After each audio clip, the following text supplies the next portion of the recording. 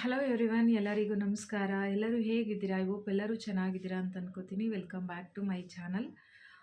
So 2024 December 31 ಈ ವರ್ಷ ನಾವು ಕಳೆದಿರೋದು ಬಹಳ ಉಂಟು. ಬಟ್ ಆದರೂ ಕೂಡ ಹೊಸ ವರ್ಷ ಅಂತ ಬಂದಾಗ ಹಳೆಯ ಜೀವನವನ್ನು ಕ್ಯಾರಿ ಮಾಡಿಕೊಂಡೆ ಎಷ್ಟೋ ಜನ ತೊಗೊಬಂದರೆ ಒಂದು ಹೊಸ ವರ್ಷದಲ್ಲಿ ನಮ್ಮ ಜೀವನನ ಹೊಸ ಥರ ರೂಪಿಸ್ಕೊಳ್ಬೇಕು ಅಂತ ಇನ್ನೆಷ್ಟೋ ಜನ ಕಾಯ್ತಾ ಇರ್ತೀರ. ಬಟ್ ಎಲ್ಲೋ ಒಂದು ಕಡೆ ಒಂದು ಅವಕಾಶಕ್ಕೋಸ್ಕರ ಕಾಯ್ತಾ ಇರ್ತೀರ. ಬಟ್ ಅವಕಾಶ ಎಲ್ಲೂ ಕೂಡ ನಿಮಗೆ ಸಿಕ್ಕಿರಲ್ಲ. ಬಟ್ ಸಿಕ್ಕಿದ್ರೂ ಕೂಡ ಪ್ರೀವಿಯಸ್ ಆಗಿರುವಂತಹ ಘಟನೆಗಳನ್ನ ನೆನೆಸ್ಕೊಂಡು ಮತ್ತು ಇದನ್ನು ಯಾವ ರೀತಿ ಟ್ರಸ್ಟ್ ಮಾಡಬೇಕಂತ ಹೇಳಿ ಗೊತ್ತಿಲ್ಲದೇ ಎಷ್ಟೋ ಜನ ಕನ್ಫ್ಯೂಸ್ನಲ್ಲಿ ಹೊಸ ವರ್ಷಕ್ಕೆ ಕಾಲಿಡ್ತಿರ್ತೀರ. ಅವರೆಲ್ರಿಗೂ ಕೂಡ ಒಂದು ಕಿವಿ ಮಾತನ್ನ ಹೇಳೋಕ್ಕೆ ಇಷ್ಟಪಡ್ತೀನಿ. ಸೊ ಹಣೆ ಬರಹ, ವಿಧಿ ಬರಹ ಅಂತ ಏನು ಹೇಳ್ತೀವಿ ಅದು ಎಲ್ಲವೂ ಕೂಡ ನಮ್ಮ ಕೈಲೇ ಇರುತ್ತೆ. ಆ ಒಂದು ಚೇಂಜಸ್ನ ನಾವೇ ತೊಗೊಬರ್ಬೇಕು. ಸೊ ಯಾಕಂತಂದರೆ ನಮ್ಮ ಜೀವನವನ್ನು ನಾವೇ ರೂಪಿಸ್ಕೊಳ್ಬೇಕು. ದೇವರು ನಮ್ಮ ಹತ್ರ ಶಕ್ತಿ, ಬುದ್ಧಿ, ಧೈರ್ಯ ಎಲ್ಲವನ್ನೂ ಕೂಡ ಕೊಟ್ಟಿರ್ತಾನೆ. ಬಟ್ ಅದನ್ನು ಯಾವ ರೀತಿ ನಮ್ಮ ಜೀವನವನ್ನು ನಾವು ನಡ್ಸ್ಕೊಂಡು ಹೋಗಬೇಕು, ಯಾವ ರೀತಿ ನಮ್ಮ ಜೀವನವನ್ನು ನಾವು ರೂಪಿಸ್ಕೊಳ್ಬೇಕು ಅಂತೇಳಿ ನಮ್ಮ ಕೈಲೇ ಇರುತ್ತೆ. ಸೊ ಹಾಗಾಗಿ ಪ್ರತಿಯೊಬ್ಬರಿಗೂ ಕೂಡ ನಾನು ಹೇಳೋದಷ್ಟೇ, ಸೊ ಸಿಗುವಂಥ ಅವಕಾಶಗಳನ್ನ ಕರೆಕ್ಟಾಗಿ ನೀವು ಯುಟಿಲೈಸ್ ಮಾಡಿಕೊಂಡು ಕರೆಕ್ಟಾಗಿ ಅದ್ರ ಬಗ್ಗೆ ತಿಳ್ಕೊಂಡಿದ್ದೀರಾ ಅಂದರೆ ಸೊ ನಿಮ್ಮ ಜೀವನವನ್ನು ಇನ್ನಷ್ಟು ನೀವು ಈ ಹೊಸ ವರ್ಷ ಹರುಷ ಏನು ಬರ್ತಿದೆ ಸೊ ಅದ್ರ ಮುಖಾಂತರ ನೀವು ರೂಪಿಸ್ಕೋಬೋದು ಅಂತ ನಾನು ಹೇಳ್ತಾ ಮತ್ತೊಮ್ಮೆ ತಮ್ಮೆಲ್ಲರಿಗೂ ಕೂಡ ಸಿರಿ ಎಂಟರ್ಪ್ರೈಸ್‌ಗೆ ವೆಲ್ಕಮ್ ಮಾಡ್ತಾ ಸೊ ಯಾಕಂದರೆ ಭಾಳಷ್ಟು ದಿನ ಆಗಿತ್ತು ನಾನು ಯಾವುದೇ ರೀತಿ ಒಂದು ಲೆಂತಿ ವಿಡಿಯೋ ಅಪ್ಡೇಟ್‌ನ ಕೊಡೋಕ್ಕಾಗ್ತಾ ಇರಲಿಲ್ಲ. ಬಿಕಾಸ್ ವರ್ಕ್ ಪ್ರೆಷರ್ ಜಾಸ್ತಿ ಬಂದಿರೋದ್ರಿಂದ ಆ್ಯಂಡ್ ಪ್ರಮೋಷನ್ಸ್ ಕೂಡ ಮಾಡಿಸಿದ್ವಿ ಹಾಗಾಗಿ. ಸೊ ನಾನು ಇದುವರೆಗೂ ಕೂಡ ಈ 1 ಇಯರ್ ಜರ್ನಿನಲ್ಲಿ ಯಾವತ್ತೂ ಕೂಡ ನಾನು ಪ್ರಮೋಷನ್ಸ್ ಅನ್ನೋದನ್ನ ಮಾಡಿಲ್ಲ. ನನ್ನ ಇಂಡಿವಿಜುವಲ್ ಸ್ಟ್ಯಾಂಡ್ ಏನಿದೆ ಅದನ್ನು ನಾನು ಮಾಡಿಕೊಂಡೆ ಇವತ್ತಿನವರೆಗೂ ನಾನು ಈ ಒಂದು ಸಿರಿ ಎಂಟರ್ಪ್ರೈಸ್ ಆನ್‌ಲೈನ್ ಸರ್ವಿಸ್ ಬ್ರಾಂಚಲ್ಲಿ ವರ್ಕ್‌ನ ಮಾಡ್ಕೊಂಡು ಬಂದೆ. ಬಟ್ ಇವಾಗ ಒಂದಷ್ಟು ಟೆಲಿಕಾಲರ್ಸ್‌ನ ತೊಗೊಂಡಿರೋ ಕಾರಣದಿಂದಾಗಿ ಸೊ ಮೋರ್ ದೆನ್ ಕಾಂಟ್ಯಾಕ್ಟ್ಸ್ ನಂಬರ್ಸ್‌ನ ಅವ್ರಿಗೆ ಕೊಡಬೇಕಾಗುತ್ತೆ ಡಾಟಾನ ಅನ್ನೋದಕ್ಕೋಸ್ಕರ ಸೊ ನಾನೊಂದು ಪ್ರಮೋಷನ್‌ನ ಕೂಡ ಮಾಡಿದ್ದೆ. So thank you so much Divya Vasantha ma'am ನಿಮಗೆ ಅಂತ ಹೇಳ್ತಾ ಪ್ರಮೋಷನ್ ಮಾಡಿಕೊಟ್ಟಿದ್ದಕ್ಕೆ. ಯಾಕಂದರೆ ಎಷ್ಟೋ ಜನ ನೀವು ನೋಡಿರ್ತೀರ ಲೈಕ್ ಇನ್ಸ್ಟಾದಲ್ಲಾಗಿರ್ಬೋದು, ಯೂಟ್ಯೂಬಲ್ಲಾಗಿರ್ಬೋದು ದುಡ್ಡಿಗೋಸ್ಕರ ಮಾಡುವಂಥವ್ರು ಇರ್ತಾರೆ. ಇನ್ನು ಕೆಲವರು ಜನಗಳಿಗೆ ಒಳ್ಳೆತನ ನೋಡಿ ಮಾಡುವಂಥವ್ರು ಇರ್ತಾರೆ. ಯಾಕಂದರೆ ಅವ್ರು ಹಾಕುವಂಥ ವಿಡಿಯೋ ಎಷ್ಟೋ ಸಾವಿರ ಲಕ್ಷ ಜನ ನೋಡ್ತಿರ್ತಾರೆ. ಸೊ ಅವ್ರಿಗೆ ಯೂಸ್‌ಫುಲ್ ಆಗಬೇಕು. ಸೊ ಯಾರೂ ಕೂಡ ಬೇರೆ ಎಲ್ಲೋ ಒಂದು ಕಡೆ ಹೋಗಿ ಮೋಸ ಹೋಗೋದಾಗಲಿ, ಅಮೌಂಟ್ ಕಳ್ಕೊಳ್ಳೋದಾಗಲಿ ಆ ಥರ ಇರೋದಿಲ್ಲ. ಸೊ ಜನಗಳನ್ನ ಯಾವ ರೀತಿ ನಮ್ಮನ್ನು ಟ್ರಸ್ಟ್ ಮಾಡಿ ಬಂದಿರ್ತಾರೋ ಅದೇ ಥರ ಅವ್ರಿಗೊಂದು ಟ್ರಸ್ಟೆಡ್ ವರ್ಕ್‌ನ ಸಿಗಬೇಕು ಅಂತ ಹೇಳಿ ಒಂದಷ್ಟು ಜನ ಕೆಲವರು ವಿಡಿಯೋನ ಮಾಡಿಕೊಡ್ತಾರೆ. ಸೊ ಅದರಲ್ಲಿ ಎಸ್ಪೆಷಲಿ ದಿವ್ಯಾ ಜಯಂತ್ ಅಂತ ಮೇಡಮ್ ಏನಿದ್ದಾರೆ ಅವರು ಕೂಡ ಒಬ್ಬರು ಅಂತ ಹೇಳಕ್ಕೆ ಇಷ್ಟಪಡ್ತೀನಿ. ಯಾಕಂದರೆ ನಾನು ಕೇಳಿದ ತಕ್ಷಣ ಆಯಿತು ಮಾಡ್ತೀನಿ ಅಂತ ಹೇಳಿದ್ರು ಹೊರತು ಸೊ ನಮ್ಮ ಒಂದು ಕಂಪ್ಲೀಟ್ ಮಾಹಿತಿ ಡೀಟೇಲ್ಸ್‌ನ ಅವ್ರು ತಿಳ್ಕೊಂಡು ಒಂದು 10, 15 ದಿವಸದ ನಂತರನೇ ಅವರು ಫುಲ್ ಎಲ್ಲ ಎನ್ಕ್ವೈರಿ ಮಾಡಿ ಸೊ ಅವ್ರಿಗೊಂದು ಇದು ಟ್ರಸ್ಟೆಡ್ ಅಂತ ಬಂದಮೇಲೆ ಅವ್ರು ನನಗೆ ವಿಡಿಯೋನ ಮಾಡಿಕೊಟ್ರು ಅಂತಲೇ ಹೇಳ್ಬೋದು. And thank you so much ma'am once again ನಿಮಗೆ ಅಂತ ಹೇಳ್ತಾ ಸೊ ಫ್ರೆಂಡ್ಸ್ ಇನ್ನಷ್ಟು ಜನ ಕೆಲವರು ಅಲ್ಲಿ ಏನಾಗ್ತಿದೆ ಅಂತಂದರೆ ಇಲ್ಲಿ ಯಾರೋ ಬೇರೆಯವ್ರು ಬಂದು ವರ್ಕ್ ಮಾಡ್ತಿದ್ದಾರೆ ಆ್ಯಂಡ್ ಬೇರೆಯವ್ರು ಯಾರೋ ಸ್ಯಾಲ್ರಿ ತೊಗೋತಿದ್ದಾರೆ ಅಂದರೆ ನಾನು ಕೂಡ ಸ್ಯಾಲ್ರಿ ತೊಗೋಬೋದು, ನಾನು ಕೂಡ ಮಾಡ್ಬೋದು ಅನ್ನೋದು ನಿಜವಾಗ್ಲೂ ಮೂರ್ಖತನ. ನಾನು ಇದನ್ನು ಎಲ್ರಿಗೂ ಹೇಳೋಕ್ಕೆ ಇಷ್ಟಪಡ್ತೀನಿ. ಸೊ ಬೇರೆ ಯಾರೋ ಮಾಡ್ತಿದ್ದಾರೆ ಅದು ಒಂದು ಪ್ರೂಫು. ಓಕೆ ಇಲ್ಲಿ ವರ್ಕ್ ನಡೀತಿದೆ, ಪೇಮೆಂಟ್ ಇವ್ರು ಪ್ರೊವೈಡ್ ಮಾಡ್ತಿದ್ದಾರೆ ಅನ್ನೋದು ಒಂದು ಪ್ರೂಫ್ ಅಷ್ಟೇ. ನೀವು ಅದನ್ನು ಇಟ್ಕೋಬೇಕಾಗತ್ತೆ. ಸೊ ಇಲ್ಲಿ ವರ್ಕ್ ಮಾಡೋದು, ಶ್ರಮ ಹಾಕೋದು ಎಲ್ಲ ನೀವೇ ಇರುತ್ತೆ. ಬೇರೆ ಯಾರೋ ವರ್ಕ್ ಮಾಡಿ ಸ್ಯಾಲ್ರಿ ತೊಗೊಂಡ್ರೆ ಇಲ್ಲಿ ನಿಮಗೆ ಪೇಮೆಂಟ್ ಬರೋದಿಲ್ಲ. ಅದೇ ರೀತಿ ನಿಮ್ಮ ಒಂದು ಟೈಮು, ನಿಮ್ಮ ಒಂದು ಶ್ರಮ ನೀವು ಹಾಕಿದ್ದೀರಾ ಅಂದ್ರೆ ಮಾತ್ರನೇ ನಿಮ್ಗೆ ಇಲ್ಲಿ ಪೇಮೆಂಟ್ ಸಿಗುತ್ತೆ. ಸೊ ಇದು ಎಷ್ಟೋ ಸಾಕಷ್ಟು ಜನ ಮಾಡ್ತಿರುವಂಥ ತಪ್ಪು ಇದು. ಸೊ ಹಾಗಾಗಿ ನಾನು ಹೇಳ್ತಾ ಇದ್ದೀನಿ, ನನಗೆ ಎನ್ಕ್ವೈರೀಸ್ ಬರೋದು ಅಂತಂದರೆ ಪೇಮೆಂಟ್ ಮಾಡಿರೋದು ಫೋನ್ ನಂಬರ್ ಕೊಡಿ, ಸೊ ಅವ್ರ ಹತ್ರ ಒಂದು ಸಲ ಮಾತಾಡಿಸಿ ಈ ರೀತಿಯಾಗಿ ಕೇಳ್ತೀರ. ಸೊ ನೀವು ಕೇಳೋ ತಪ್ಪೇನಿಲ್ಲ. ಆ್ಯಂಡ್ ನಮ್ಮಲ್ಲಿ ನಾನೇನಪ್ಪ ಅಂತಂದರೆ ಎಲ್ಲರದ್ದು ಕೂಡ ಅವ್ರು ಯಾರ್ಯಾರು ಫೀಡ್ಬ್ಯಾಕ್ ಕೊಡ್ತಾರೋ ನನಗೆ ಅವ್ರದ್ದೆಲ್ಲರದು ಕೂಡ ಆಲ್ಮೋಸ್ಟ್ ನಾನು ಯೂಟ್ಯೂಬ್ ಚಾನಲಲ್ಲಿ ಮತ್ತು ಇನ್ಸ್ಟಾಗ್ರಾಮ್ ಚಾನಲಲ್ಲೆಲ್ಲ ಅಪ್ಲೋಡ್ ಮಾಡ್ತಾ ಇರ್ತೀವಿ. ಬಟ್ ಫೀಡ್ಬ್ಯಾಕ್ ಕೊಡದೇ ಇರೋರ್ದ ನಾನು ಬಾಯಿ ಬಿಟ್ಟು ಕೊಡಿ ಅಂತ ನಾವು ಕೇಳೋಕ್ಕಾಗಲ್ಲ ಬಲವಂತದಿಂದ. ಅವ್ರಿಗೆ ಆ ವರ್ಕ್ ಸ್ಯಾಟಿಸ್ಫ್ಯಾಕ್ಷನ್ ಆಗಿ ಅವ್ರು ಮಾಡಿರೋ ವರ್ಕಿಗೆ ಅವ್ರಿಗೆ ವರ್ತ್ ಆಫ್ ಮನಿ ಪೇಮೆಂಟ್ಸ್ ಹೋಗಿದೆ ಅಂದರೆ ಖಂಡಿತವಾಗ್ಲೂ ಅವರು ಕೊಡ್ತಾರೆ. ಸೊ ಇನ್ನು ಕೆಲವರು ವರ್ತ್ ಆಫ್ ಮನಿ ಅವ್ರಿಗೆ ಆಗಿದ್ರು ಕೂಡ ಸೊ ಕೆಲವೊಂದು ರಿಸ್ಟ್ರಿಕ್ಷನ್ಸ್ ಅವ್ರ ಮನೆಯಲ್ಲಿ ಇರುವಂಥ ಪ್ರಾಬ್ಲಮ್ಸ್‌ಗಳಿಂದ ಇಲ್ಲ ಅವ್ರ ಮನೇಲಿ ಹಾಕಬೇಡ ಆ ಥರ ಎಲ್ಲ ಅನ್ನೋದು ಏನಾದರೂ ಒಂದಿರುತ್ತೆ. ಹಾಗಾಗಿ ಕೊಡೋದಿಲ್ಲ. ಹಾಗಾಗಿ ನಾವು ಅವ್ರನ್ನ ಯಾರನ್ನೂ ಬಲವಂತ ಮಾಡೋದಕ್ಕಾಗೋದಿಲ್ಲ. ಇನ್ನು ಕೆಲವ್ರದ್ದು ನಾವೇನೇ ಸಾಧ್ಯ ಆದರೆ ವಿಡಿಯೋ ಕೊಡಿ ಅಂತಲೂ ಕೂಡ ನಾವು ಕೇಳಿರ್ತೀವಿ. ಬಟ್ ಆದರೆ ಅನ್ಫಾರ್ಚುನೇಟ್ಲಿ ಅವರು ಕೊಟ್ಟಿರೋದಿಲ್ಲ. ಅವ್ರಿಗೇನು ಅನಿಸುತ್ತೆ ಅದನ್ನು ನಾವು ಬಾಯಿ ಬಿಟ್ಟು ಯಾಕೆ ನೀವು ಕೊಟ್ಟಿಲ್ಲ ಅಂತ ನಾವು ಅದನ್ನು ರೈಸ್ ಮಾಡೋಕ್ಕೂ ಆಗೋದಿಲ್ಲ. ಸೊ ಹಾಗಾಗಿ ಆಮೇಲೆ ನೀವು ಅವ್ರ ಜಾಗದಲ್ಲಿ ನಿಂತ್ಕೊಂಡು ಯೋಚನೆ ಮಾಡಿ. ನೀವು ಕೂಡ ನಮ್ಮಲ್ಲಿ ಒನ್ ಆಫ್ ದ ಕ್ಲೈಂಟ್ ಆಗಿ, ಎಂಪ್ಲಾಯ್ ಆಗಿ ವರ್ಕ್ ಮಾಡ್ತಾ ಇದ್ದು.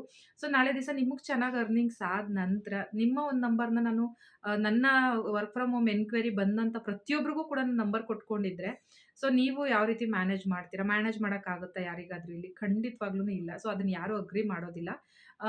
ಬಟ್ ಆದರೆ ಅದನ್ನು ನೀವುಗಳು ಅರ್ಥ ಮಾಡ್ಕೊಂಡ್ರೆ ಕೂಡ ನನಗೂ ಇನ್ನು ತುಂಬ ಖುಷಿ ಆಗುತ್ತೆ ಅಂತ ಹೇಳ್ತೀನಿ. ಸೊ ಒಂದಷ್ಟು ಜನಕ್ಕೆ ನಾನು ಮಾತಾಡ್ಸಿದ್ದೀನಿ ಕೂಡ.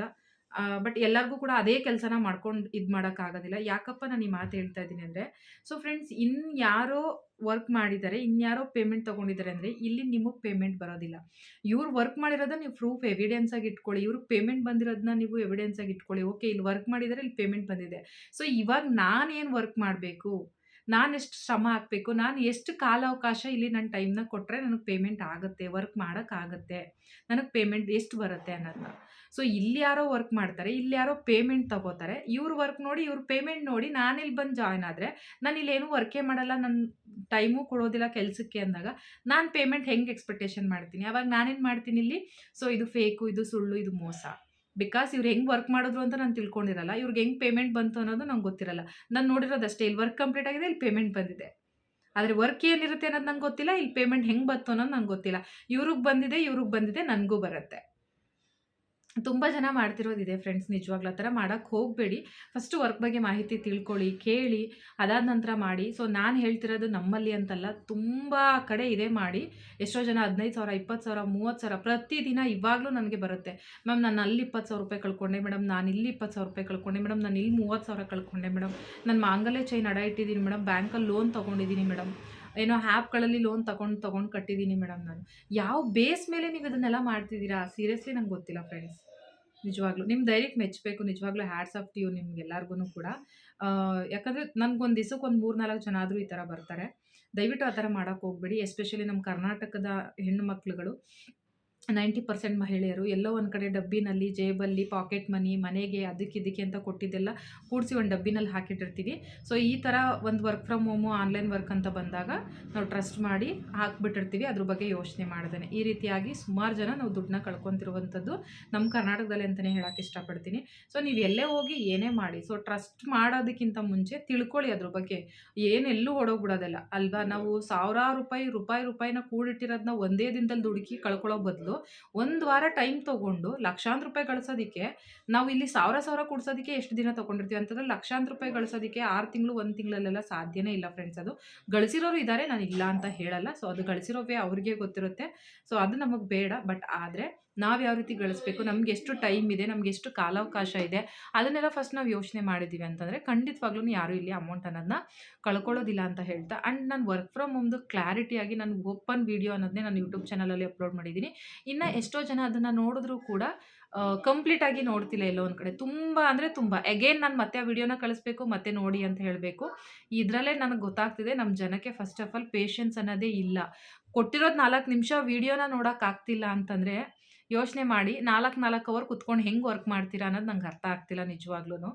ನಂಗೆ ಇದೆಲ್ಲೋ ಒಂದು ಕಡೆ ಬೇಜಾರಾಯಿತು ನಿಜವಾಗ್ಲೂ. ಸೊ ಹಾಗಾಗಿ ನಾನು ಹೇಳ್ತಾ ಇದ್ದೀನಿ, ಕೊಟ್ಟಿರೋದು 4 ನಿಮಿಷ ವೀಡಿಯೋನೇ ನೋಡ್ತಿಲ್ಲ ಅಂದರೆ 4 ಅವರ್ ಕುತ್ಕೊಂಡು ಹೆಂಗೆ ವರ್ಕ್ ಮಾಡ್ತೀರಾ ಅನ್ನೋದೇ ನನ್ನ ಒಂದು ಕುತೂಹಲ, ಒಂದು ಡೌಟ್ ಆಗಿರುತ್ತೆ.